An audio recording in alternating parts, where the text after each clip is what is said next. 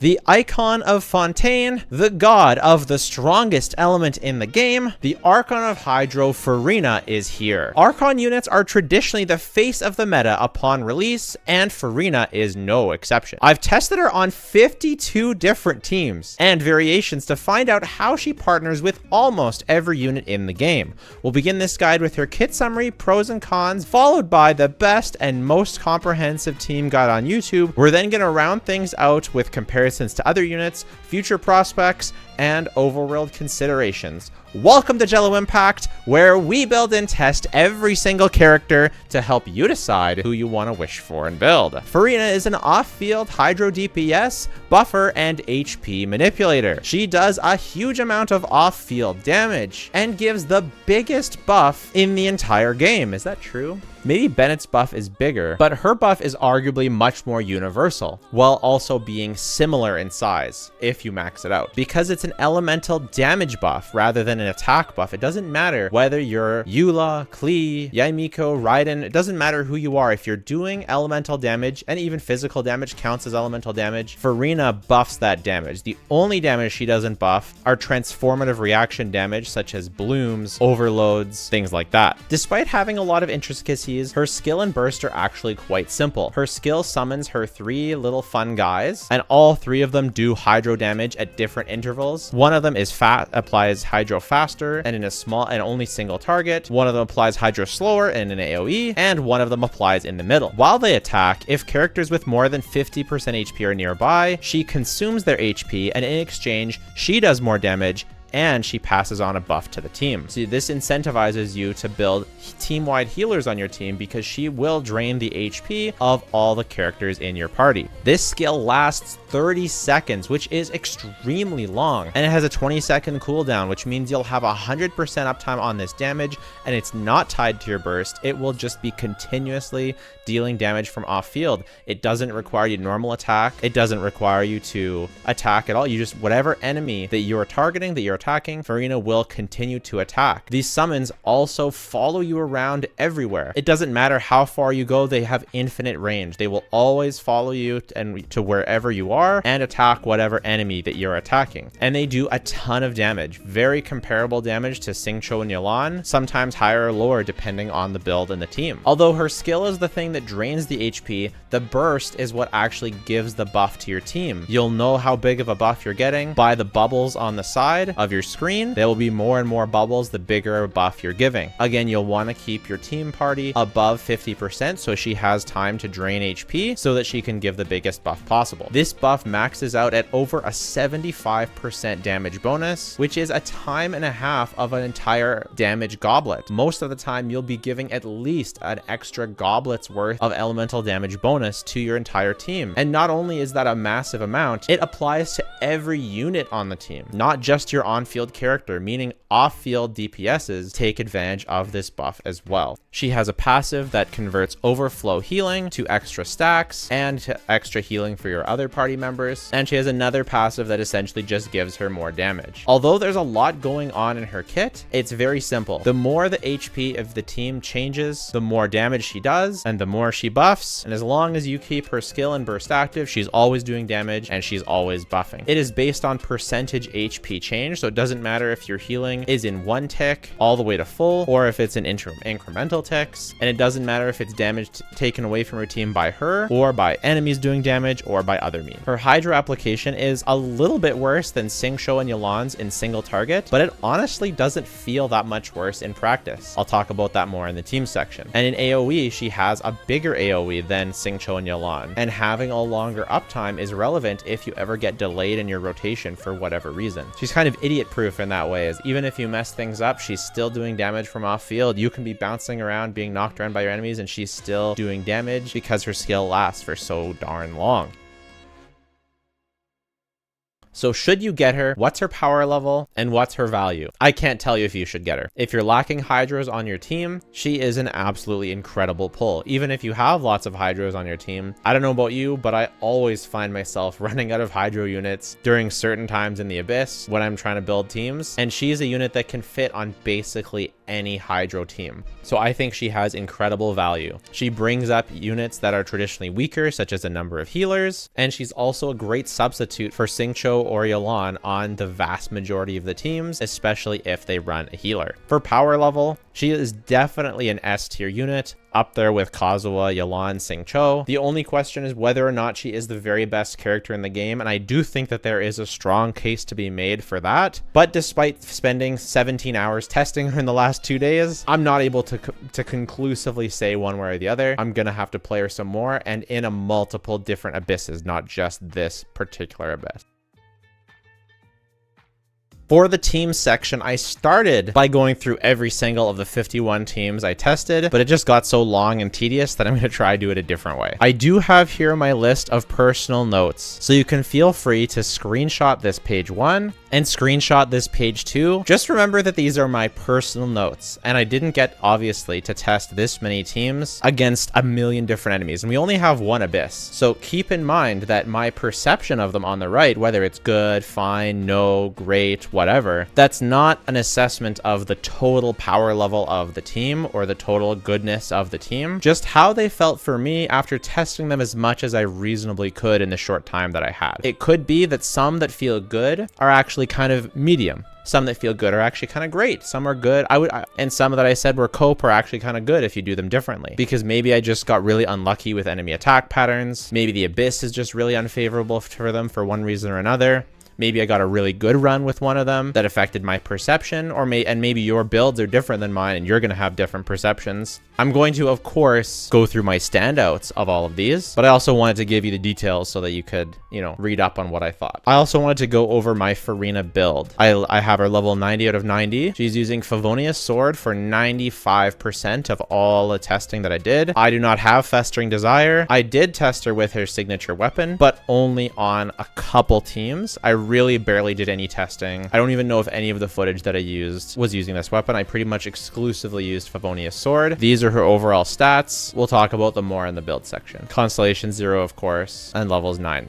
Starting with vape teams where she did surprisingly well. You'd think that her lower amount of hydro application would mean that her vape teams wouldn't come together, but for whatever reason, whether it's her insane damage buff that she gives, whether it's her great personal damage, or whether it's she vaping her own hits after Hu Tao applies pyro and she vapes her own hits, whatever it was, these teams cleared basically just as fast as the standard VV vape teams. And whether that was using Hu Tao, whether that was using Yoimiya, they both worked great. Dea did not work as well. I still think Dea with Xiangling in a mono pyro team is the better choice. Very unfortunately, I was very disappointed for this. If you found a way to make it work though, please send it my way in my Discord. Klee vape was surprisingly good, and no, this is not Klee doing the vapes. This is Klee applying pyro and Furina doing the vapes. This team worked very, very well. Is it better than Mono Pyro? I don't know, but it was really fun and really good. Oh, sorry, it wasn't with Xiangling. This was the Kazuha VV Vape team, same as the other one. I also did Furina National. This is kind of funny because she buffs Xiangling and Xingqiu's damage. You use Xingqiu on field, so he gets Bennett's buff the whole time. Really, really funny team. I like the synergy a lot. I didn't find it particularly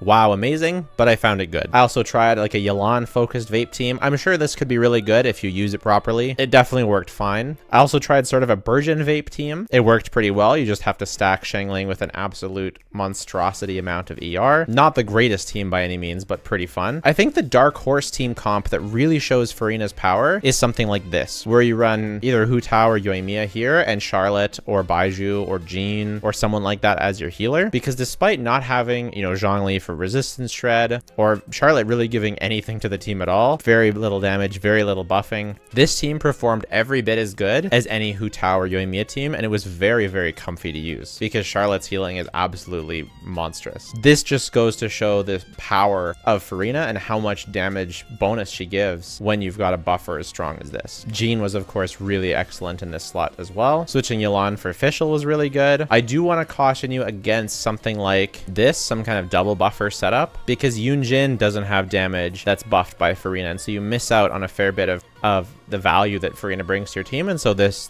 team, as a result, ended up feeling noticeably worse, at least to me. I unfortunately didn't get to testing Diluc. You'll have to wait for a dedicated Diluc guide. And I didn't get around to testing Linny because of his anti-synergy with Furina. Moving away from Vape and into Freeze, I was really impressed by how well Ayaka's new Freeze variation performed with Charlotte and Furina replacing Shenhe and Kokomi. I found it only ever so slightly worse than the Kokomi Shenhe variant. And of course, it uses one less 5-star, which is really big. You could replace Kazuha with Jean and Charlotte with Shenhe, but then you're losing out on the grouping, and then what's the point of playing a Freeze team, in my opinion? You don't have to use Ayaka, of course. You can use Rosaria, Ganyu, Kaya, Chang'an, etc. They're gonna work as you'd expect. I also, of course, tried Wriothesley on this team, and hallelujah, it's a Wriothesley Freeze team that feels amazing. My Wriothesley isn't as well invested as my Ayaka, so it did not clear quite as well as Ayaka, but it was very smooth, very fun, and very strong, and I have no doubt that it would get really close, if not match, the Ayaka Freeze team. But I'm not done with Wriothesley just yet with Furina. There's one more coming a bit later. I also tried a Hydro-focused Freeze team with Yelan. This team was not as good. I didn't like it as much. This was would have been a team that really would have benefited if I gave my Yelan access to her C1 and I gave her her signature weapon, but I pretty much always played with her on Fav. So the damage for this team was just okay, but if you want to play around with a Freeze team, it's going to be good when Freeze is good. Now for some more juice, the Mono Hydro team. It was really good. And my Kokomi is very underinvested. This team should be doing a significant amount more than mine actually did. My Kokomi has barely any talent levels at all, and the team still slapped. So I have no doubt that this team will be a really top tier comfort team. You can really play around with it a lot. I played with Sing Cho. I actually ended up preferring this variant for this particular Abyss because it is so aggressive, but Kokomi Wanters, or Kokomi Havers, sorry, are winning. This is definitely, or this is your new best on-field Kokomi team, at least when you have to deal with single target. When we're talking AoE, there's something else I want to show you in a minute as well. But this isn't the only Mono Hydro variant you can play. You can switch out Kazuha for Jean, and you can go Singcho in this last slot. And again, I played this with I played with like Aminoma on Singcho, and Fav on Yelan, and Fav on Furina, and Skyward Blade on Jean. So this is a team that takes all three of your really good Hydro characters and puts them all on one team. So, which is fine as long as you're not wanting to use any of them on the other side. But this is obviously a very strong team. Jean keeps the team topped up and keeps Viridescent shredding, and the rest of the team just does astronomical single target damage, and Furina buffs them all. So this is a ridiculous single target team. Maybe a bit of wasted resources, but it is super good all the same. I tested a number of different Hyper Bloom teams, and the Sino Quick Bloom team was one of the most gratifying, and I was just like, yes, this team is so good. Sino feels amazing in this team. The fact that Furina's buff lasts and her damage lasts long enough throughout the whole of Sino's burst, and even the extended burst if you need to extend it to finish off some bad guys, this team feels so good. You're probably going to have to go Fav on Furina, Fav on Baiju, and I think I had Widsith on Nahida. This team felt amazing. If you're a Sino main and you have Baiju, you're going to be getting Baiju. I do highly recommend Furina. I don't think that it works to trade out any of these characters. You need the healing, and you love to have the Dendro Resonance from Baiju. Yaoyao just does not last long enough or give enough off-field healing, and Nahida just doesn't have a replacement. I think this is the only version of a Furina Sino team that works, but it is definitely my favorite team of his. He does have other good teams, however, so don't feel like if you can't build this team that you shouldn't get Sino. Keep an eye out for my Sino guide coming soon. Alhaitham Quick Bloom was another team that I tried, Spread Bloom maybe, and it performed very well, surprisingly well. You're going to want to put Nahida on Prototype Amber to get some extra healing, because Kuki's healing is not enough to get everyone topped off. I found this roughly on par with using Yelan in Furina's slot. I didn't like it when I switched to Baiju, surprisingly, or maybe not surprisingly. I don't know whether it was Nahida's damage that was getting buffed by Furina that really felt missed, whether it was the lack of energy for Alhaitham, whether it was the lack of Dendro application, the lack of buff. Whatever it was, I don't like this nearly as much. That's not to say that there weren't any good Hyper Bloom teams with Baiju, however. Baiju with Yelan and Furina was really good. Furina being able to buff Yelan's damage along with the Hyper Blooms, doing a lot of damage as well. She doesn't buff the Hyper Blooms, but they do a lot of damage. This was a great team. Not better than other Hyper Bloom teams, but still good. Of course, using Nahida in this slot works nicely with Prototype Amber, and you don't have to run Yelan. You could run Fischl or something here. You can also run Tighnari Hyper Bloom. It was fine. I think my favorite Tighnari team team is with Baiju, Fischl, and Yaimiko, and it still is that team, but this gives him a new option for Hyper Bloom. I also did the Yaimiko version of Hyper Bloom. I like this a little bit better, but I don't think I liked it more than using Fischl in Furina's slot, but I still did really like it. And actually, come to think of it, my Yaimiko wasn't on her proper weapon, so I think that in actual practice, it'd be a lot better than it was for me. This is probably actually quite a good team, actually. Naturally, you can run a Burgeon team. Furina is going to buff Fischl's damage as well, but overall, neither Baiju nor Toma are doing actual damage, and so Furina's buff kind of wasted here, and you do miss the Hydro application. It still clears, but it's not that great. However, big shout out to our friends, the Jeff77. He really cooked on this one. This is a really cool team, and I do think it's Wriothesley's best team. It's a melt Burgeon team where you're going to be melting Wriothesley's hits. You're going to be getting Burgeons with Toma. You're going to be getting some Vapes with Furina. You're getting it all. This is a really fun and really strong team. I think the only downside is not really a downside, but just a consideration for you is that energy runs really hungry on this team. Wriothesley doesn't generate that much particles while he's on field for the rest of the team, and so you need to build stacks of ER on Toma, stacks of ER on Baiju, and good ER on Furina as well to make sure that you're running properly. I ended up going Fav on all three of these characters to make sure they had enough ER, and it still wasn't quite enough. I had to do some switching around, but it was a really fancy team. I highly recommend it if you have these characters to try it out. As the Raiden simp I am, I of course tried out new Raiden teams. Yelan, Furina, Jean was a very good team. I wouldn't say that it was her ceiling team, I don't think, but it performed very well. Swapping Yelan out for Bennett worked too, but I did find it weaker than using Yelan in the Furina slot. I do prefer Yelan here for this team. However, in the past, when I played with Yelan, I did use her signature weapon here, and I didn't use Furina's signature weapon for this team. So it's probably closer than I'm giving it credit for, but I definitely don't think it's a whole lot better. Raiden's a character that I know that I'll be testing her a lot in the future, and I don't think that you get Furina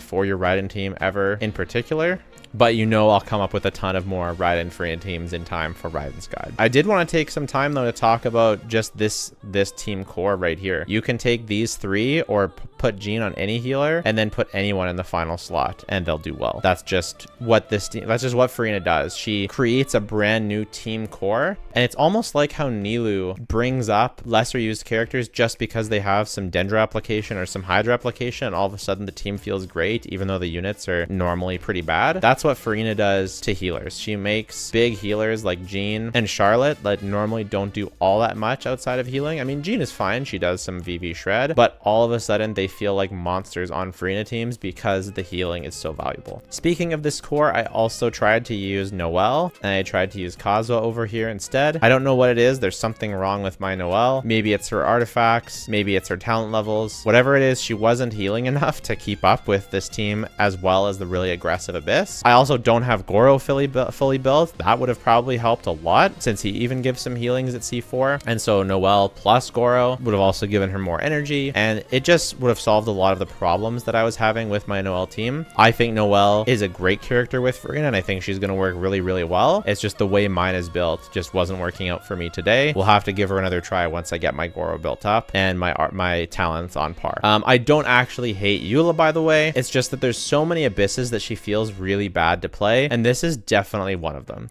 especially when you're trying to run her with Furina. I actually built up my Mika specifically for this. I actually think this is a pretty good team.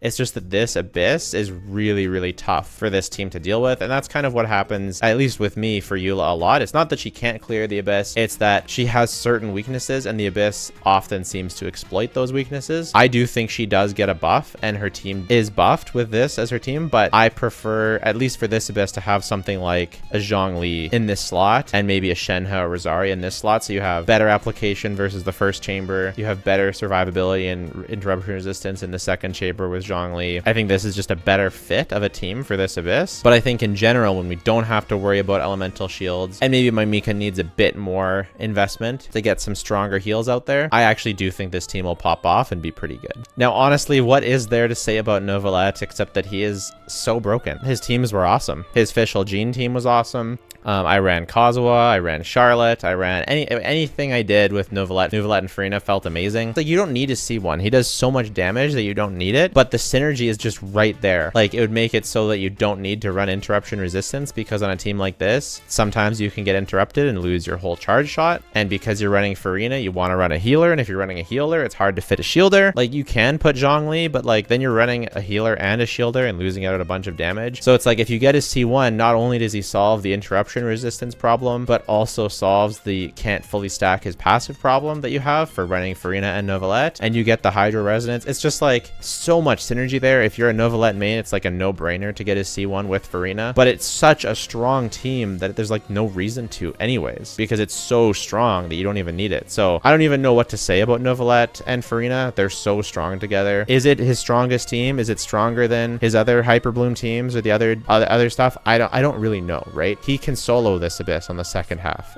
So but you don't have to use Jean. You can use Baiju, you can use Charlotte, you don't have to use Fischl, you can use Nahida and Kuki.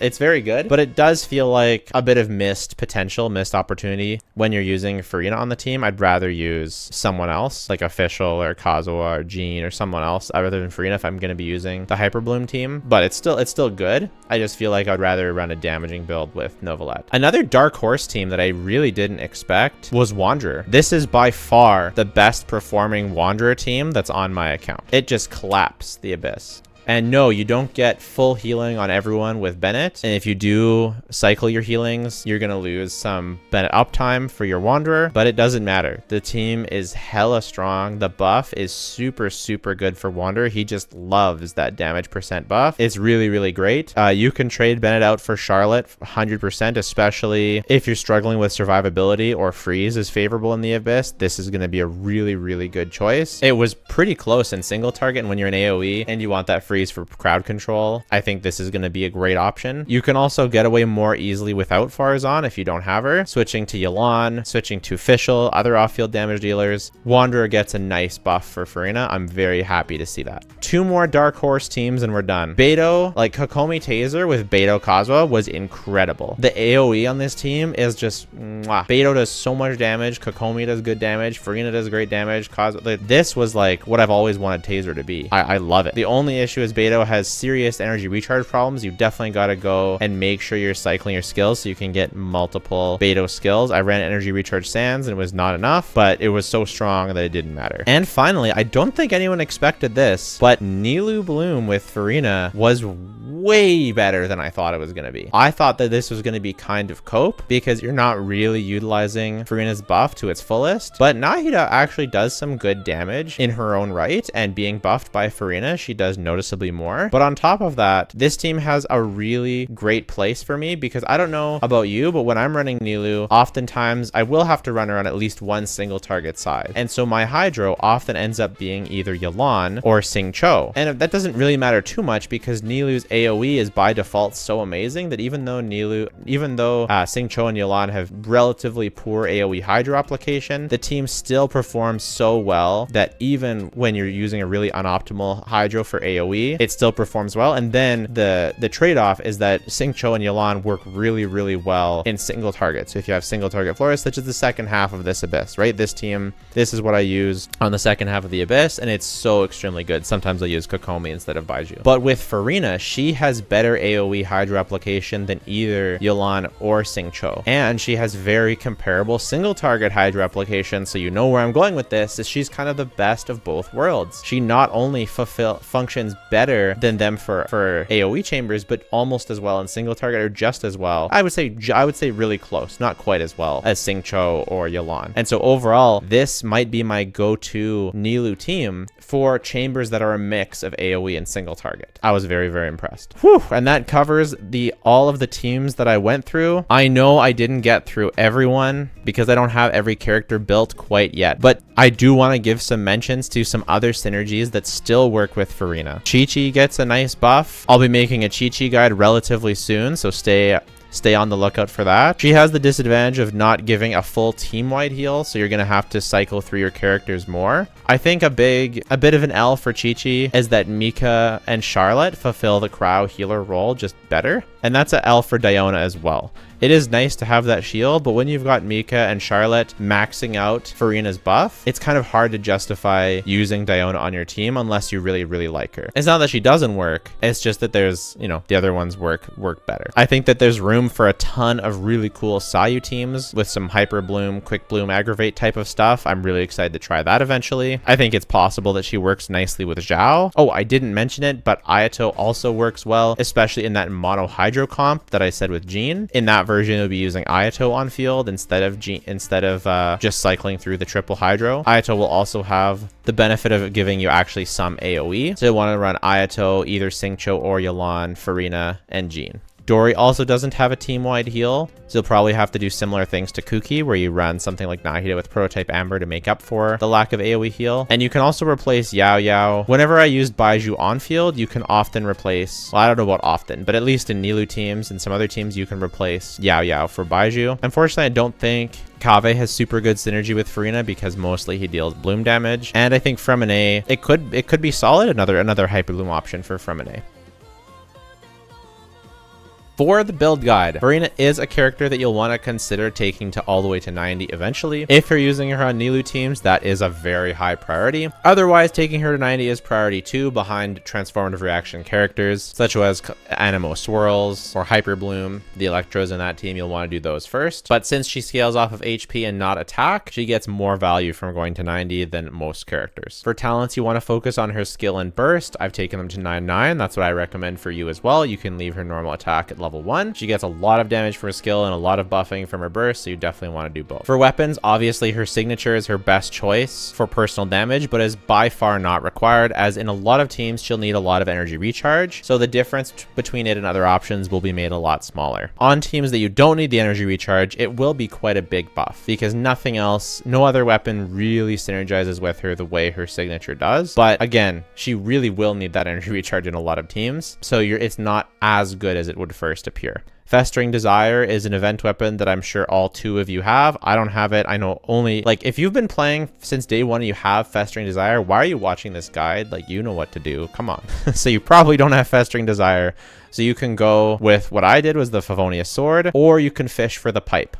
As you can see, I don't even have a single copy of the pipe. But there it is. It gives you a ton of ER, it gives you some crit rate, and increases your energy recharge even more. So it's honestly perfect for her. If you're short on Favonius Swords, like other characters are using your Favonius Swords, or the team they're using her in doesn't use Favonius Sword, the pipe will be better than Fav. And she uses all of that ER when she needs it, so it's a great choice. You can use things like Jade Cutter or Mist Splitter or whatever, but they're pretty much just worse than the pipe. Like Jade Cutter isn't. Jade Cutter is slightly better. The bout on par with Festering Desire, but it's like you might as well just use it on someone else. She generally doesn't want EM, so she doesn't really want this weapon. Whoa, I just noticed that it glows if it's on a Fontaine character. That is so cool. Nilou's weapon, the Key, is also really, really good on her if you have it. As if your team needs Elemental Mastery, then it is going to be pretty darn close to her signature weapon in terms of overall team value, and it does buff her quite a bit, giving that HP stat. So basically, if you have enough ER, use her signature or the Key, if you have them. Otherwise, use the pipe or Fav. Moving on to artifacts, you'll definitely want to use the Golden Troops. That's not that she can't work on others, but it gives you so much elemental skill damage bonus, and all of her damage comes from her elemental skill, so you definitely want to farm for this set. You'll want to use an HP Sands, either an HP or a hydro damage bonus goblet. She gets so much damage bonus from her artifact set and from her own burst that going for an HP goblet is, all things being equal, slightly better, but both are going to be very close. And then you'll want to use either a crit rate or crit damage circlet. You can go with HP, but it is better to go with crit rate or crit damage, especially if you don't have her signature weapon. For substats, you'll want to go for the usual crit rate or crit damage, HP, energy recharge, etc. For energy recharge, I recommend about 185 ER if she's the solo Hydro on your team and she's off field most of the time. So quite a bit of ER, and that's assuming multiple Favs on the team. I think it's possible she needs 200 ER if she's not using Fav and there's no Favs on the team. Maybe not all the way up to 200, but she needs a lot if she's solo Hydro. I'm not going to give what I recommend for ER for each team because there's just way too much variation. I pretty much tested with over the amount of ER that I would need for all of my teams. I almost always had multiple Favs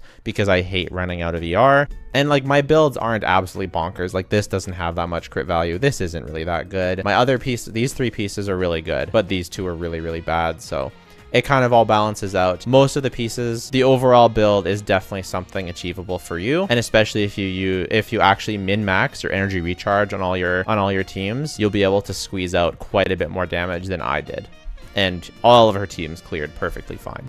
For constellations, her C1 is quite good, giving her extra fanfare, which is the stacks that she needs for her buff, and she gets a higher limit of her buff, so she buffs more. It's a really, really good constellation. You don't need to go for it at all because she's so strong at C0, but if you do, it's a great place to stop. C2 is also a great place to stop. Essentially, this even further increases her buff by allowing her to max out her fanfare even quicker. It is similar to Raiden and Nahida's level of C2, especially considering that like the C2 itself is maybe not quite as strong, but combined with C1, it's a really potent combination. And it is another super high value C2, as we all expected. Expect a similar 40% damage increase, which is what the other Archons give as well. Her other constellations are equally good. Maybe not equally good, but they are good as well. You'll continue to get value as you get more constellations, but I think C2 is a very efficient stopping point. But you know what? The even more efficient stopping point is C0 and just ignoring constellations exist, because then you don't have to spend money. But if you do just simp for her and you love her, you'll absolutely get a ton of value from her constellations. Go for it. I'm not sure it's really worth even doing a deep dive versus the other Hydros. I mean, they're all so good. They're all so broken. I think what she does, especially if you're a new player and you don't have Yelan, you can pick Furina up and pretty much skip Yelan if you don't want her.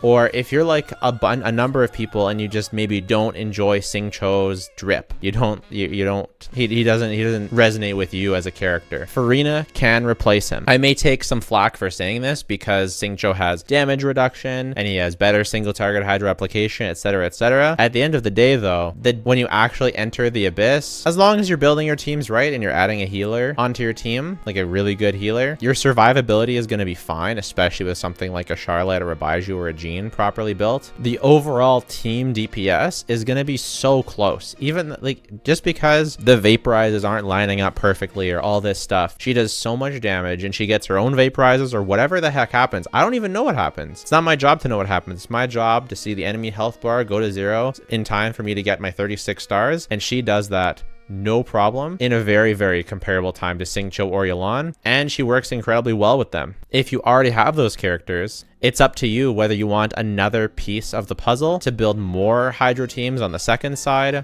to make your healers viable, to raise the ceiling of certain other characters.